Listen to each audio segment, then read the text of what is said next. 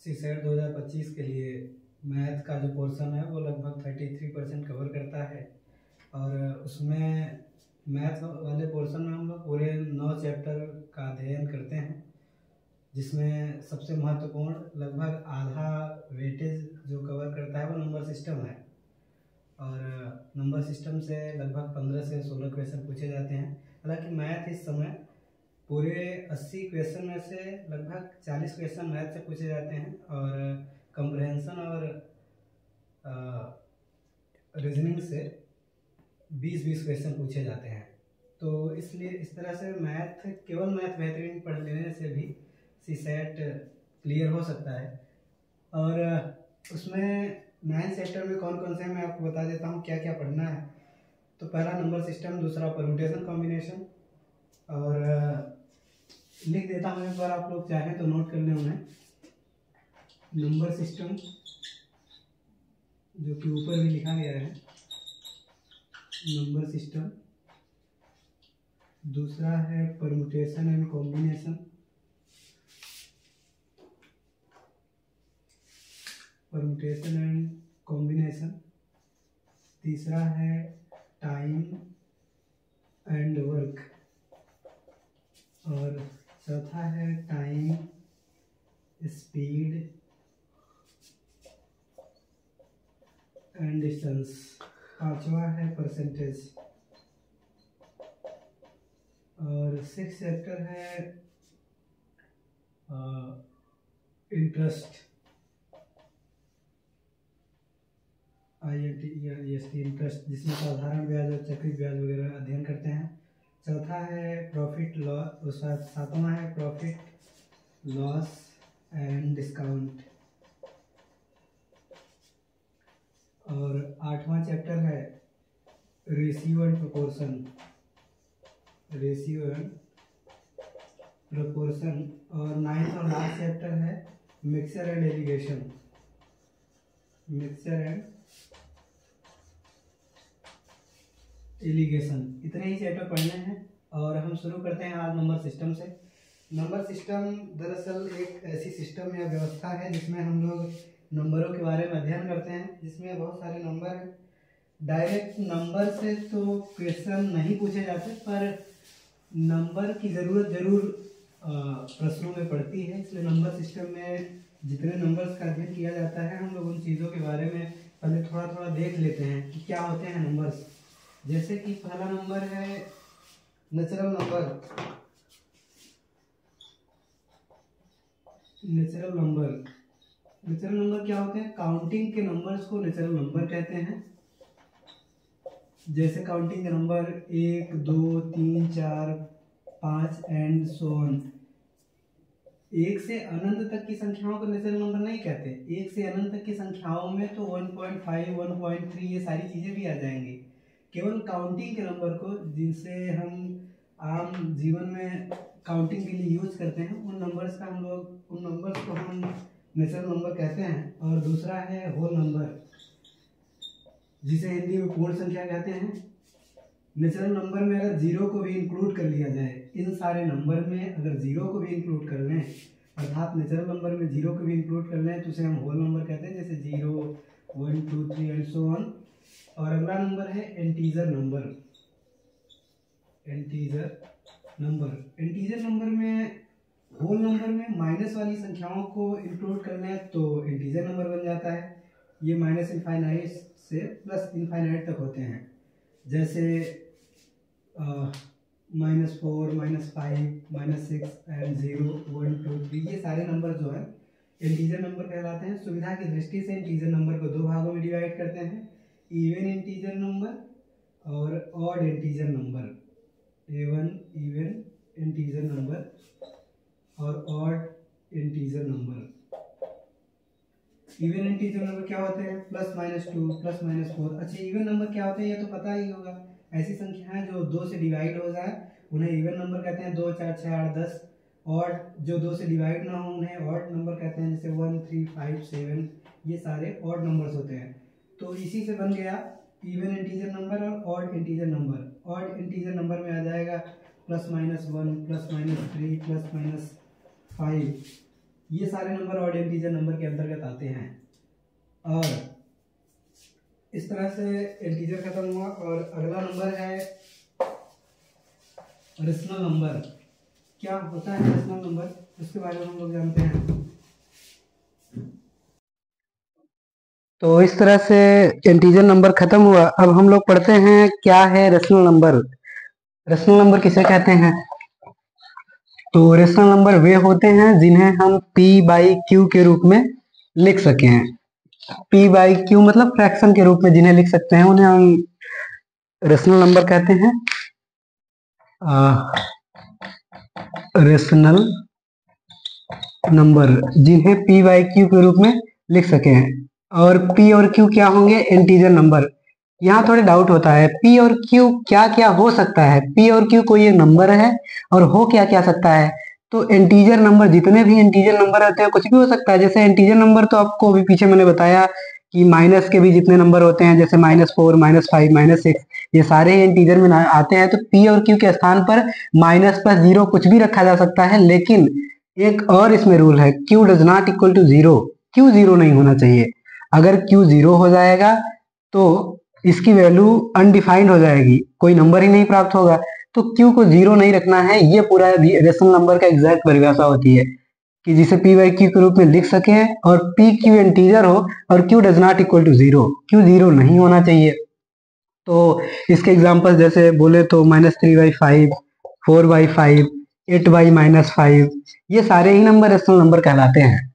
और rational number के बाद अगला जो नंबर है उसे हम लोग इरेशनल नंबर कहते हैं। IRR irrational number. Irrational number क्या होता है?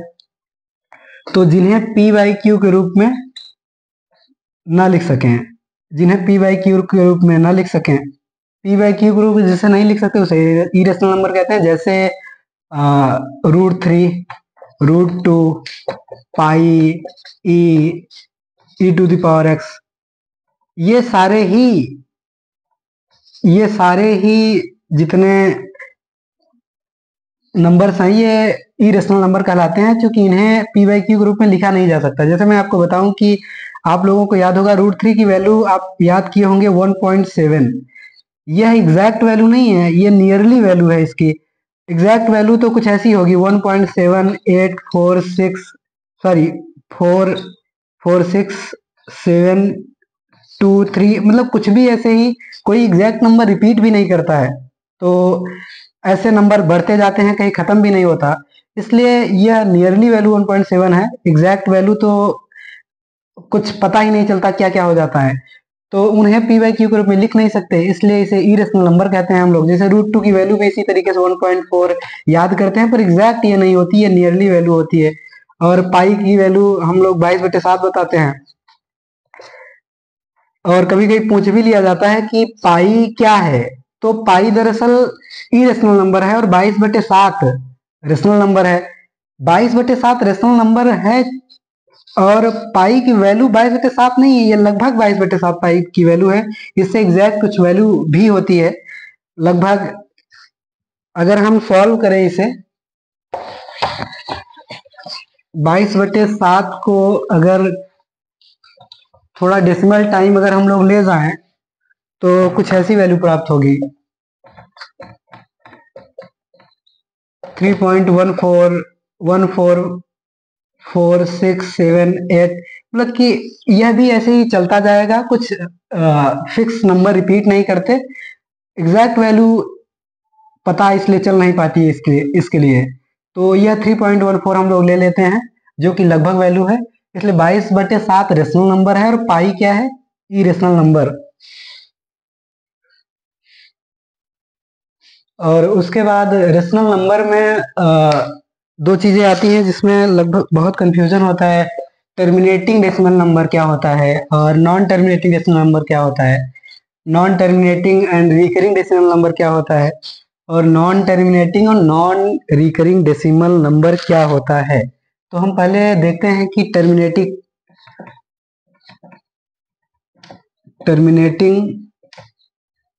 डेसिमल नंबर क्या होता है। जैसे बोले तो 8/5, तो 5 1 जा 5 एंड 0.56 जा 30, 3 बचेगा और 1.6 ये यहाँ पर खत्म हो गया। टर्मिनेटिंग का मतलब होता है अवसान, अवसान दशमलव, अवसान मतलब खत्म हो जाना। डेसिमल के एक अंक बाद यह 6 पर खत्म हो गया, तो इसलिए इसे टर्मिनेटिंग नंबर कहते हैं। 1.6 एक टर्मिनेटिंग डेसिमल नंबर है, डेसिमल के बाद खत्म हो रहा है तो टर्मिनेटिंग डेसिमल नंबर। अगर कुछ कुछ ऐसे शब्द होते हैं जो खत्म ही नहीं होते, जैसे 5 चेक करते हैं, मैं ऐसे ही रैंडम नंबर ले रहा हूं, हो सकता है कि शायद परिभाषा पर ठीक ना बैठे, चेक कर लेते हैं एक बार। 6 5 जा 30, 0.68 जा 48 एंड 2 6 3 जा 18। अब 3 3 देखो आता जाएगा। अब ये टर्मिनेट मतलब अवसान नहीं हो रहा है, ये खत्म नहीं हो रहा है, 3 3 ऐसे ही बढ़ता जाएगा, तो हम यहाँ बार कर देते हैं। अब ये टर्मिनेटिंग नहीं हो रहा है तो इसका नाम हो जाएगा non terminating decimal number. Non terminating, वही ये वाला नॉन टर्मिनेटिंग डेसिमल नंबर, ये खत्म नहीं हो रहा है, इसे नॉन टर्मिनेटिंग डेसिमल नंबर बोल दिए। और कुछ कुछ ऐसे आ जाते हैं कि न तो खत्म होते हैं और न ही टर्मिनेट रिपीट करते हैं, उनके लिए एक नया शब्द आता है, मतलब कि वो अलग अलग शब्द, जैसे कि मैंने अभी थोड़ी देर पहले आपको बताया था पाई की वैल्यू 3.14456 8। एग्जैक्ट मुझे ये वैल्यू याद नहीं है यार, बस ऐसे ही कुछ होगा, याद करने की जरूरत भी नहीं है। तो ये चीजें कुछ ऐसी अलग अलग वैल्यू आती जाएगी, कुछ फिक्स रिपीटेशन नहीं हो रहा है, तो इसके लिए एक नंबर आता है और उसे हम लोग बोलते हैं नॉन, चूंकि टर्मिनेट तो हो नहीं रहा है तो नॉन टर्मिनेटिंग। टर्मिनेट मतलब अवसान हो जाना, रुक जाना, तो ये तो रुक नहीं रहा है तो नॉन टर्मिनेटिंग। और तो इसे नॉन टर्मिनेटिंग इसलिए कह रहे हैं क्योंकि खत्म नहीं हो रहा है, इसलिए नॉन टर्मिनेटिंग, और रिपीट भी नहीं कर रहा है इसलिए नॉन रिकरिंग।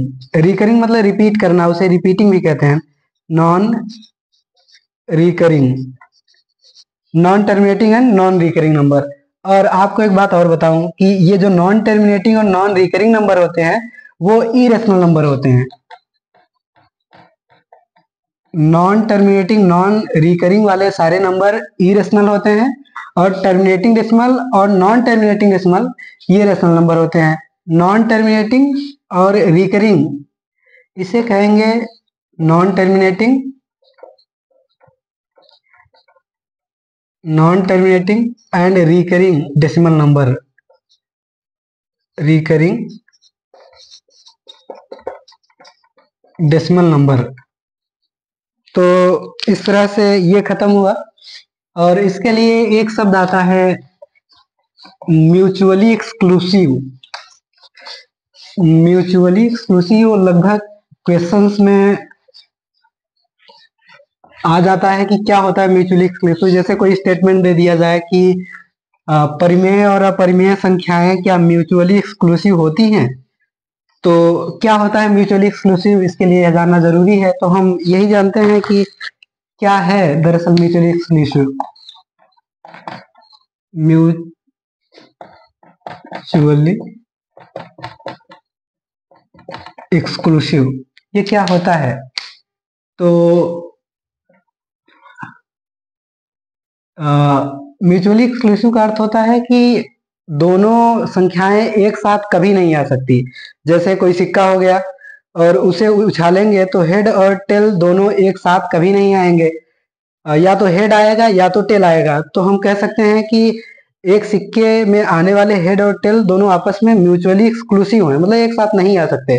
सेम इसी तरीके से परिमेय और अपरिमेय संख्याएं भी एक साथ नहीं आ सकती, तो वो भी म्यूचुअली एक्सक्लूसिव हैं। यही बात जानने की, इसे लिखने की क्या ही जरूरत है।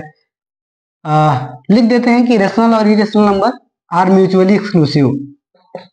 Rational and irrational number are mutually exclusive. क्यों, ये आपको पता चल गया कि क्योंकि दोनों एक साथ नहीं आ सकती। वो परिभाषा से ही पता है कि जो अपरिमेय होती हैं वो परिमेय नहीं होती, और जो परिमेय होती हैं वो अपरिमेय नहीं होती। तो इस तरह से ये सारी संख्याएं खत्म हुई और परिमेय और अपरिमेय संख्याओं को मिलाने पर वास्तविक संख्या बनती है, रियल नंबर बनता है। और ये नंबर्स खत्म हुए। अब हमें जो सीखना है पहली टॉपिक, इस नंबर सिस्टम में कुल हमें 6 टॉपिक्स सीखने होते हैं, 6 या 7 टॉपिक्स। देखते हैं क्या क्या है। जैसे पहला है फैक्टराइजेशन, फैक्टराइजेशन फैक्टराइजेशन। दूसरा है डिविजिबिलिटी,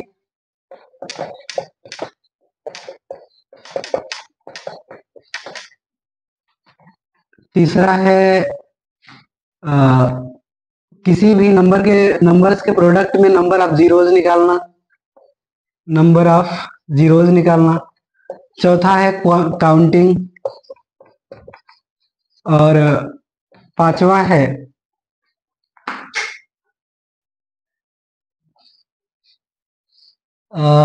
काउंटिंग के बाद आपको जो करना है उसका नाम है यूनिट डिजिट निकालना, यूनिट डिजिट निकालना। और छठा जो सीखना है वो है रिमाइंडर निकालना। और सातवां और लास्ट एचसीएफ और LCM, HCF and LCM.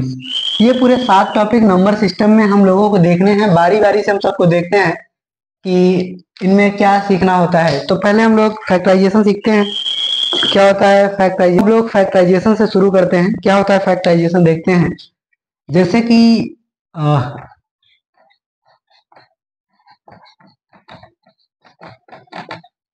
Factorisation, जैसे मान लो 12, इसमें फैक्टराइजेशन में 2 चीजों पर डाउट होता है, पहले उसे ही देख लेते हैं, गुणज और गुणक। गुणज और गुणक, गुणज को इंग्लिश मल्टीपल कहते हैं, मल्टीपल, और इसे फैक्टर कहते हैं, फैक्टर या डिवाइजर।